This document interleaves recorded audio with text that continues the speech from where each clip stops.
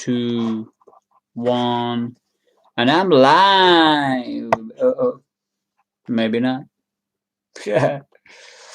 Okay, people, hello there. And this is day 2 of Wrestlemania 36, pal. Wrestlemania 36, pal. And it's day 2.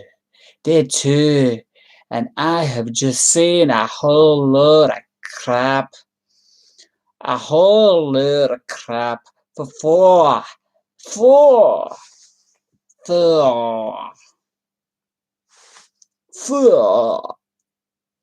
hours, man. Yeah, man. I saw a lot of things on the telly for 4 hours, man. It was alright. It was alright. I can say this, pal. I'm joking. Sorry about the accent. Now, yeah, I'm talking about Wrestlemania 36, and it was tiring, man. It really was tiring. Honestly, I'm tired, but you know what? First of all, I just want to say thank you to WWE and all the wrestlers out there who actually performed performed for WrestleMania. You know what I mean? I gotta give you credit, and because at this present time, there's nothing. I'm in the UK. There's nothing really much to look forward to in terms of entertainment wise. And this was the only thing that you could actually go, oh, you know what? I'm looking forward to it. Regardless of the situation. I was looking forward to it, and so I gotta give you credit. I gotta give credit where credit's due, and it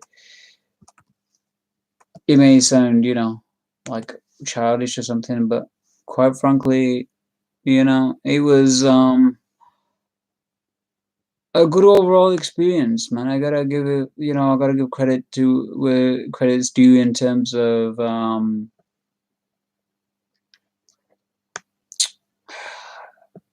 sorry, it's been a long day watching it, but wait 1 minute. I'm just trying to figure out the actual. Okay, it doesn't matter.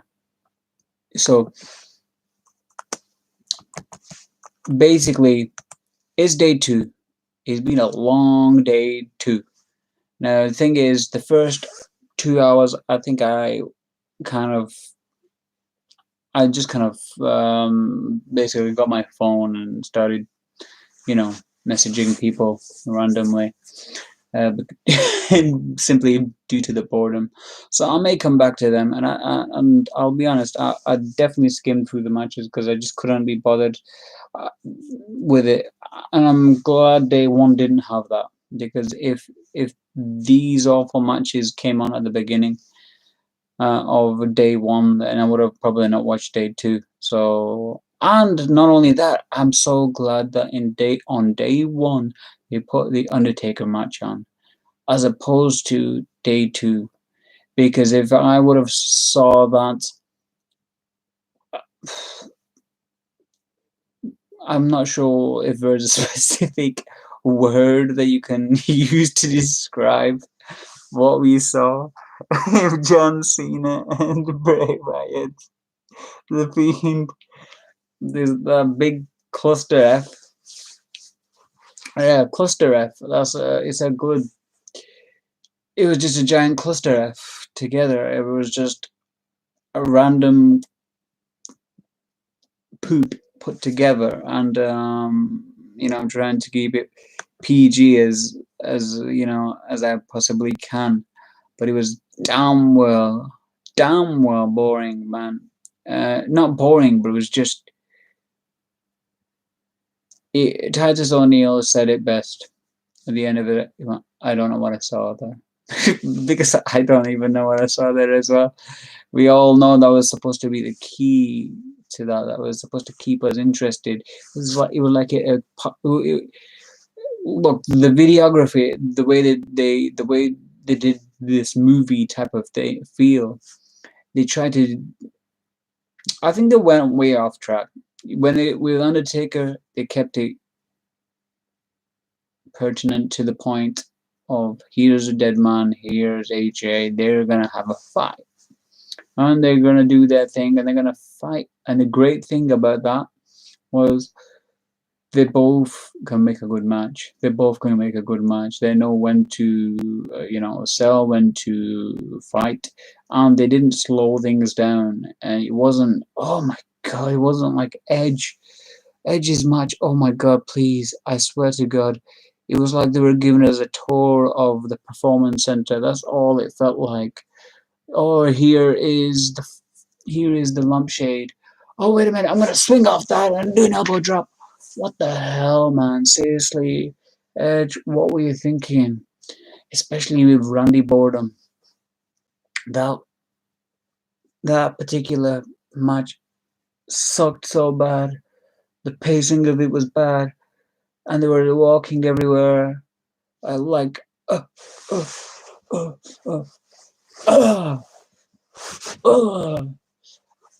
I'll be honest, the beginning part was okay, where Randy came in and just, okay, they met out of nowhere.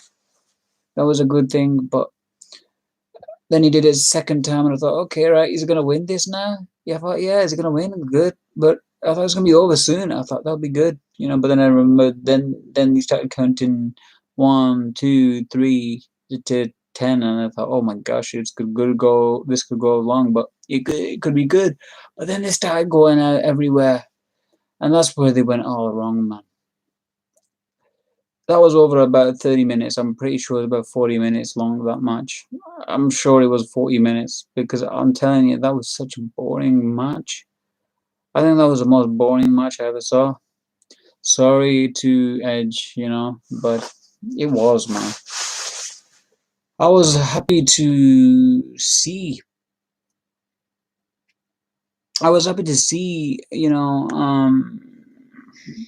I was happy to see the Edge back, and the whole promo at the beginning where they're basically, you know Edge, he's come back and he's an addict for the fame, and it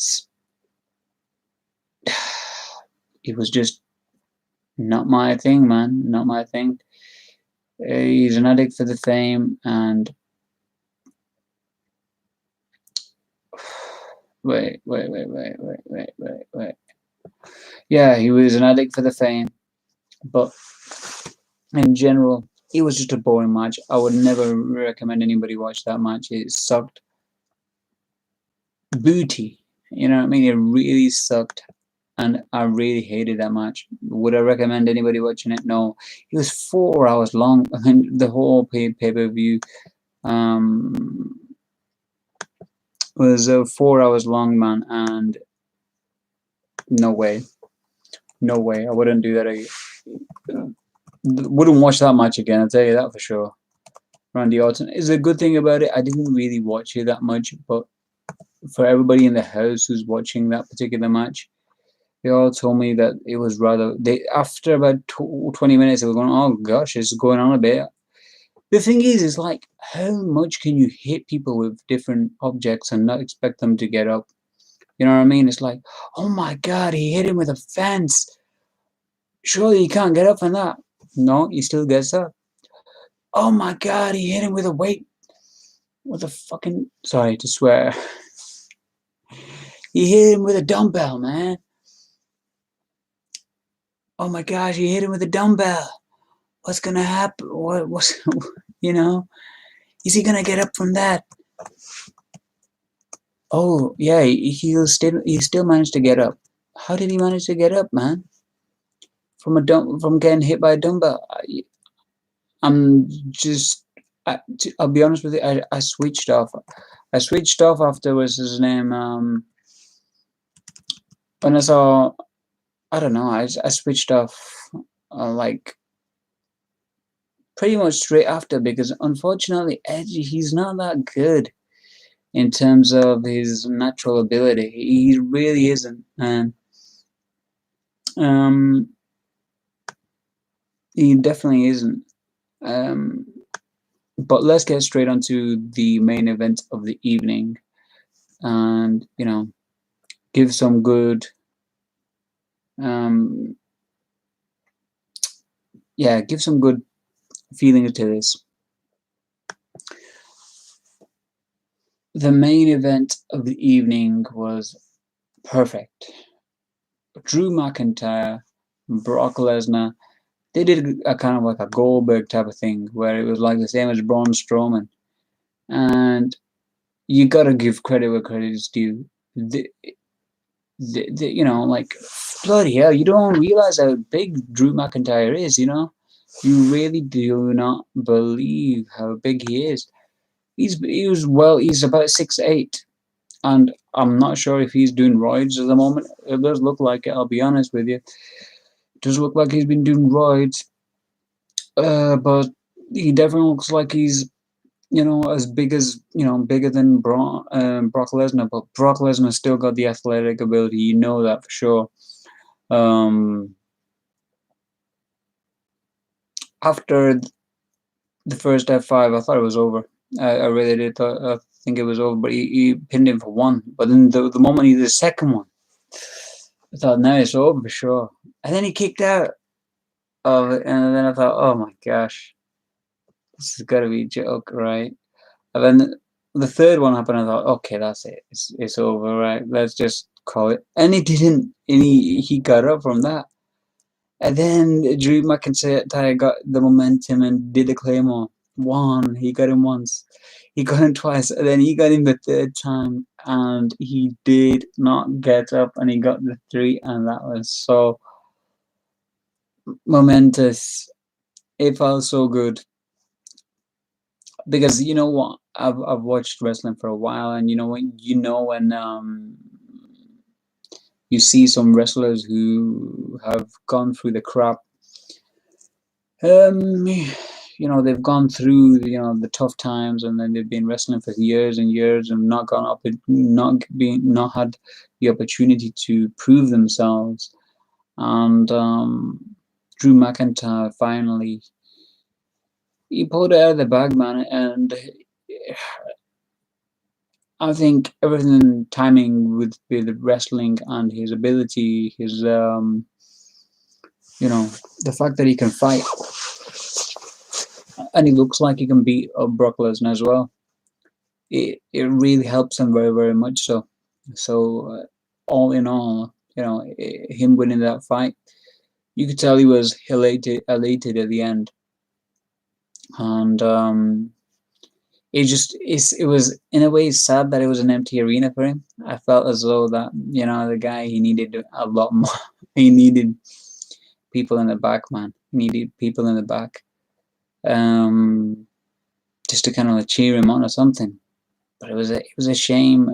I'm sure he wanted to thank Brock as well for the match. You could see, it was like, dude, I've won the belt. To Brock, and Brock obviously, when he was lying down, pretending that he was knocked out from the Claymore. But that was a good match, man. It was a good match because it did give you that sense of thinking that, oh my gosh, he's gonna lose. He's losing it. He's got the F5 first one. I thought, dude, he's doing it too soon. And then even what's his name, Paul Heyman had a good part of this, trying to give us false sense of security in terms of like, oh wait a minute, he's gonna carry on Suplex City, BS. You're gonna do all night long. Yeah, you're gonna hit him with a Suplex City. Come on. And then he was doing it, but overall, man, it was like the Brock Lesnar match yesterday. But you did, you were happy to see Drew McIntyre win the title. Now, where does he go from here? I think he can have some great matches with Brock. That would be good. The problem is there's no one at Drew McIntyre's level. You've only got Roman Reigns who can be at the level of Drew McIntyre, who can wrestle him. So where's he gonna go from here? But anyway, that's another story. We've got apparently May the 11th or something like that. is Money in the Bank. I can't believe they've advertised that. Even considering the current climate, I thought they're gonna go on a break, but apparently maybe not. Maybe they're doing it. They have already done some in-house filming, but yeah, I think Drew can definitely do some good. I think he can work with Seth Rollins, and Seth Rollins can be a big heel, and he can work it very, very well. And you can have some. I hope he has a good future. I hope he's not one of these guys who fizzles away. Like after a few matches. Like after winning the title, like Kofi Kingston last year. The problem with Kofi Kingston was, and I'll speak about it briefly. It wasn't very believable, and he doesn't have the move set that can give you food for thought that he would actually literally beat the hell out of Brock Lesnar. If he had a different set of move set, like Daniel Bryan, for example, which is more aggressive style, then yeah, I'd say Kofi could do it. But he was like, I'm Happy Go Larry. Yay, I'm a cartoon character because I'm supposed to be. I'm getting paid, man. Yay, Kofi, Kofi, Kofi. Like, come on, man, get over it. Now, okay, the next match. I'll come back to this match because it was such a good one.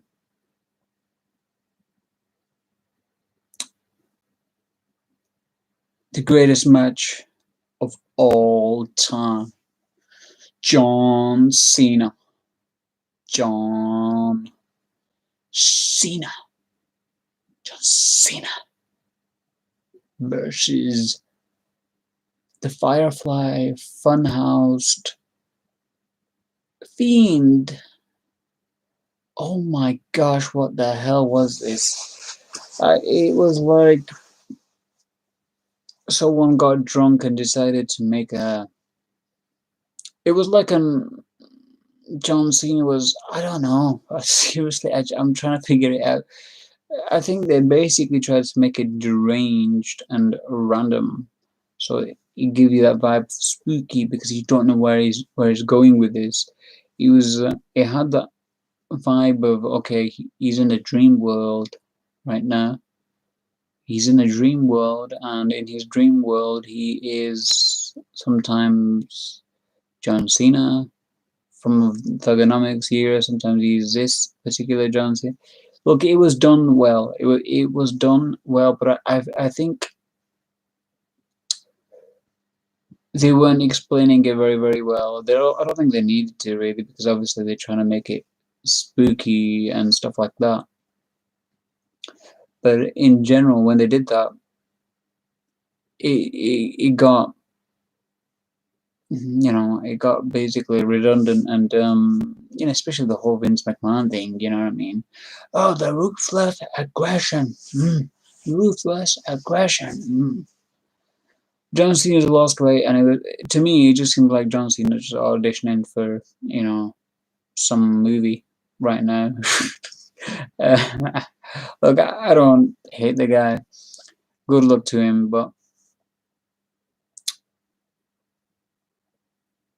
I don't know what this was, man. I don't know if he's gonna help. I don't think he's gonna help. Bray Wyatt. I think the ending was good. The fact that the Fiend got the win, but did he get the win, or was it in a dream world, or was that the five? It was obviously the Firefly Funhouse. He got the win when the Fiend came and put the mandible claw on him. But it was so weird and boring. It was just so random. They meant to do that because I think what they were trying to do is like the Fiend was sorry, Bray Wyatt was trying to make out that what, you're just an attention hole.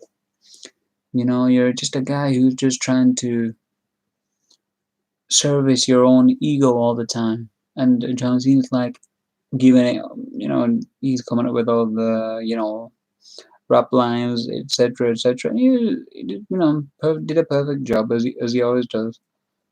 And then, for some bizarre reason, like Bray Wyatt said that, what, you come on, you break everybody, you make fun of her, but you're the biggest bully.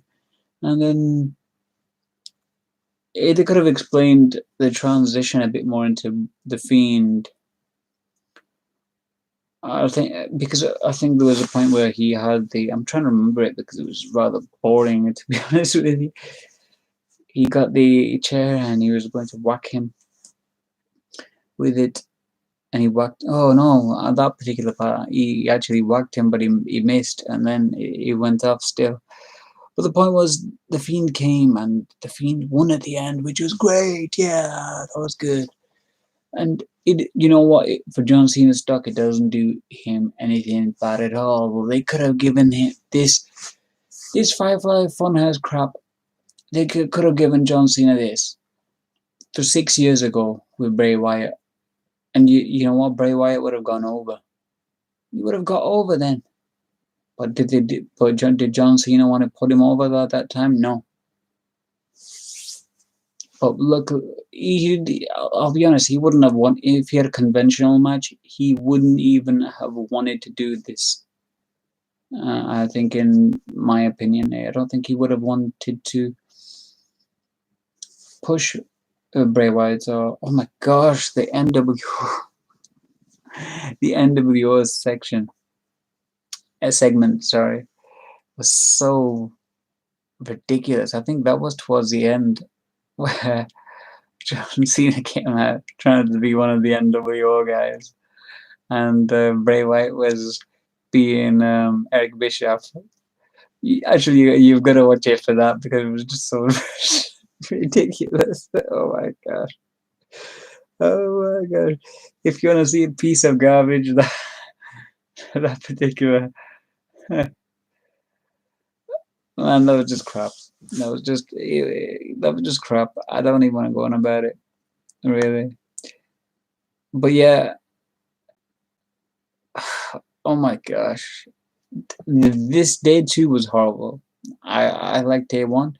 Day two was horrible, unfortunately, but I still give WWE credit. I do, because you had a few good matches. Okay, the Firefly Crap House match, it was mediocre, and it definitely put over the Fiend. That was the main thing at the end. The way he turned up at the end and he got him in the mandible claw, he put him over, which is a good thing. So that was the main thing, and it doesn't do anything for John if he's seen as stuck. It just builds him up in a way, because it was a bizarre, weird thing, and John Cena was a part of it. So people are gonna talk about it, man. Now on to Bayley retaining her SmackDown Women's Championship. Oh my gosh! Again, this was a long match, a 5-way elimination match.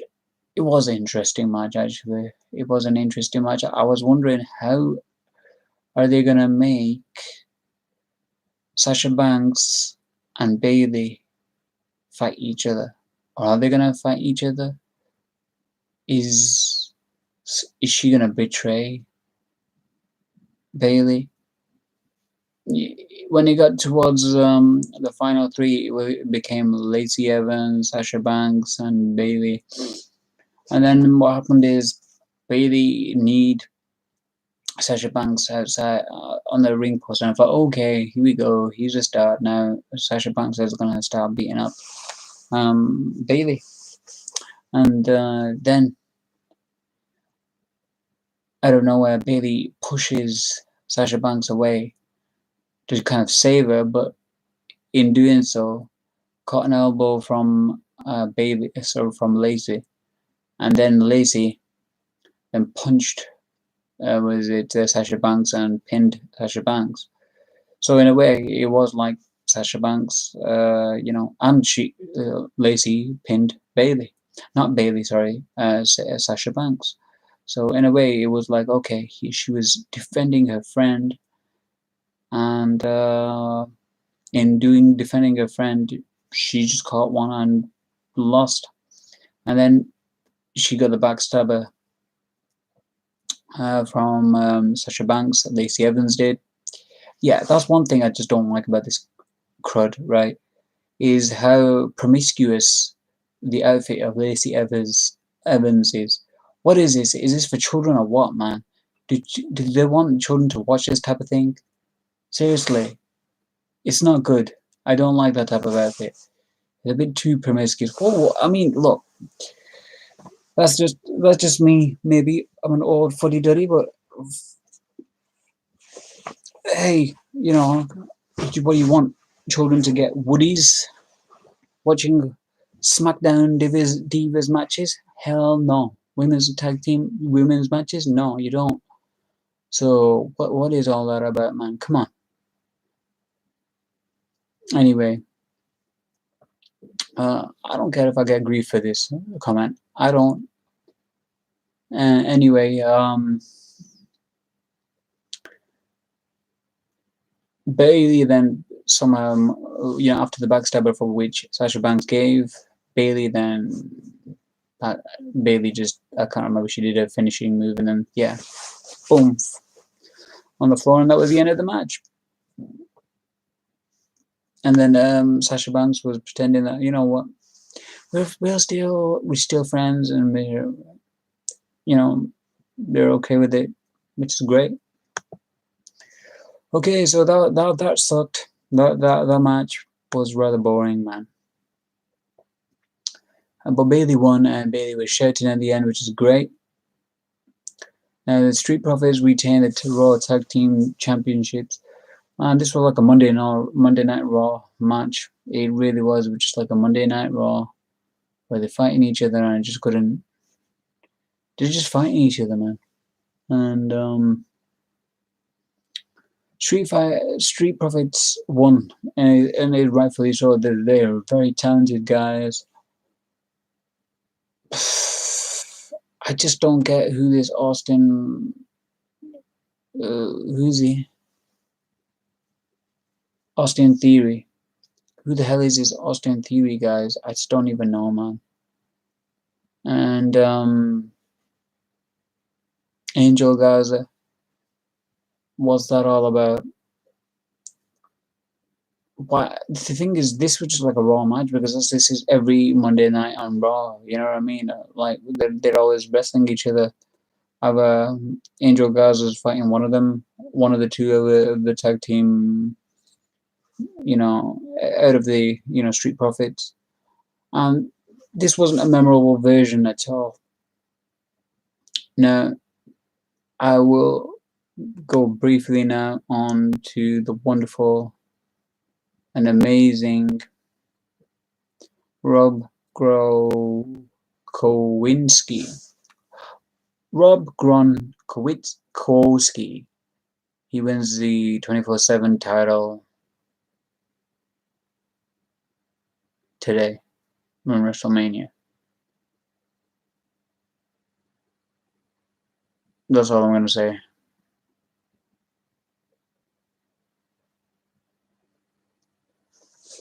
Okay. I don't want to comment more on that. What a joke of a championship that is. WWE, give me a championship. Why don't you? Send me one. You know. Okay, so Edge beat Randy Orton in a last man standing match. I'll tell you, I was a bloody. They should have pinned me, man. I don't know why everybody loved this match. Well, did people love this match? I don't even know, but I find it bloody absolutely boring. Really, promo at the beginning was fine. Edge was waiting in the ring.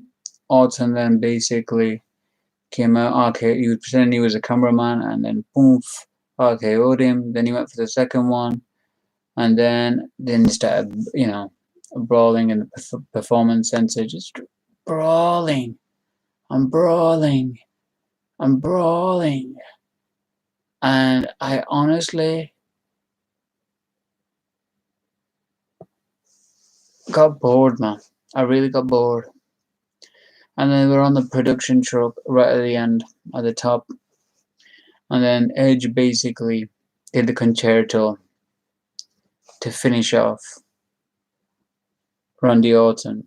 And he was like emotionally crying. Oh, yeah, with the concerto. The problem with these storylines are by next week, Randy Orton is okay. They're not out for at least 3 weeks or something. It's like the next week they're absolutely okay. So all these storylines are just concerto stuff. Doesn't mean anything. I understand the whole emotional aspect of what Edge was supposedly doing, but man, did they have to go on for such a long time, man? That this wasn't. This was just like, okay, this is an office. This is where we have meetings in the WWE Performance Center. Wrestlers have meetings with Triple H. This is where we buy food. This is a ramp area. This is where we normally do. This is where the production truck is. Who gives a crap, man? I don't need to see all that. We didn't. No one's. Oh my god, it went on a bit, man. It was on for 40 minutes for all I'm saying, man. I was tired. I just I just I didn't watch it, man. I was in and out, in and out. I just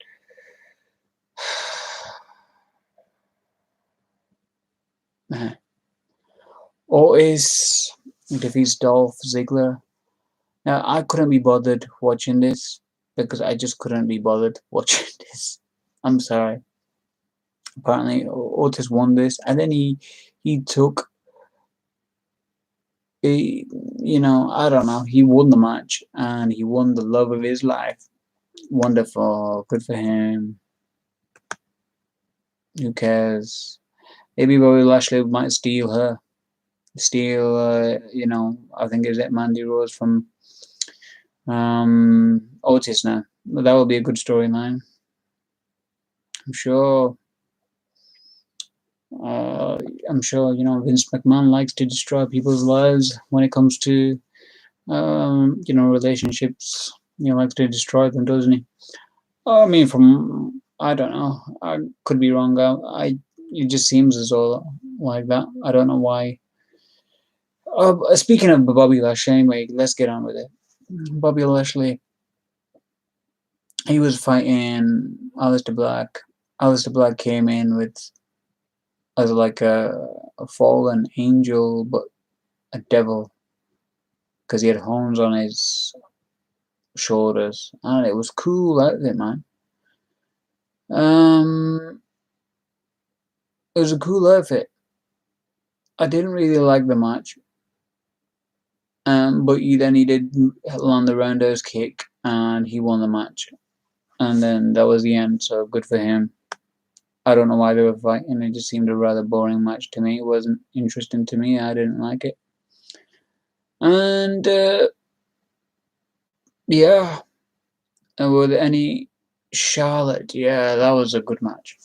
Charlotte was fighting a real Ripley, who is the next Charlotte, and I was actually happy for Charlotte winning this because I was thinking she wasn't going to win this, and I think it doesn't do anything bad for Rhea Ripley at all. This match, the fact that she you know, lost her title to Charlotte, that doesn't do anything.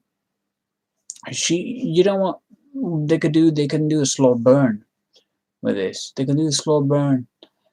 Rhea Ripley has a rematch, all right? She gets a rematch clause in the next NXT main event, and then she still loses that match. Then she has another match, and they do another slow burn, and somehow, some way, she wins that match. And Rhea Ripley, she's the big shot then, and then Charlotte goes, you know what? I'm so angry. I am so ridiculous. This is NXT sucks. Blah blah blah. Then she'll go back on Raw or something like that. She can work it. This match was just fast paced. Um, like a pro Charlotte was working on the leg. There was a whole lot of grunting, man. There was a whole lot of screaming. That's all I remember majority of the time. I was like, fair enough. They're trying to emphasize the importance of the match and, you know, situation of fighting with one leg. And Rhea Ripley, I mean, that match was good because it was very athletic. Both of them did some great moves, etc. But you know, she won, man. Charlotte won. She got the figure four and then the back stretch, and that was the end of it. Now, okay, so day two. What can I say about day two of WrestleMania, man? I don't know. I mean, I'll try to keep positive. I don't want to be a negative person regarding this. Now, if there's any good things that I would advise you to watch is maybe the Rhea Ripley Charlotte Flair match. I would recommend you watch that match. Besides that, definitely not the Edge match. Forward from that, do not bother watching that. So long, so not needed. It was like an extra. It was just like an extra 40 minutes for no reason. You could have had that 40-minute match. You could have made it 20 minutes, man. It was just like, I'm hitting you, you're hitting me. I'm hitting you, you're hitting me. I'm hitting you, you're hitting me. I'm hitting you. And you did it for 40 minutes. It was like, oh my gosh. Why? Why? I mean, there are great last man, and don't tell me that there's no good last man stand matches. Well, sorry, last man standing matches out there.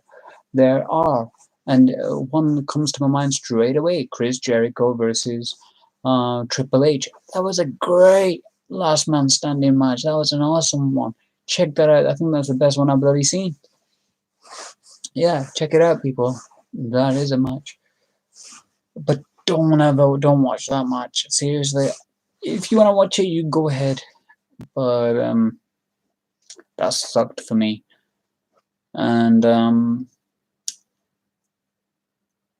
it just got all too silly. It really did. But then we had the second silliness: John Cena and the Fiend.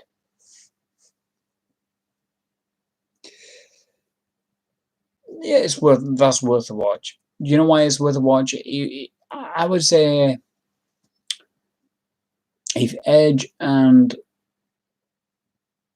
Randy Orton were about the match was about 15 minutes long, that match would have been perfect. Would have had the right finish. Would have been over. That would have been enough, and no one would have had to endure 40 minutes of that. It would have been better than the John Cena and the Fiend match if it wasn't so long. But unfortunately, the John Cena and Fiend match, due to the fact that it was about 15 minutes long, I gotta give that as the third best match on the second day. The first match, oh, you've got to watch it, man, is Brock Lesnar versus who's he? Drew McIntyre. Yeah. The reason I say that is you got a real UFC fighter, Brock Lesnar. He can still do it, man. He's still got the athletic ability. And then on top of that, you've got Drew McIntyre. He's huge now. I mean, well, he's not huge, but he's not, he's not ripped like Jinder Mahal was. That's for sure. But he maybe he is on roids, but he's definitely got more. He's definitely got more powerful. That is for sure. And it was a good match overall. Definitely worth a watch. Watch that one, and watch Charlotte Flair. Then watch the John Cena and Bray Wyatt debacle. Not Bray Wyatt, The Fiend debacle.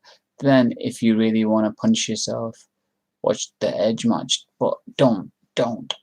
Just watch them 3 matches, guys, and you will be happy. The rest of it, it wasn't even worth it.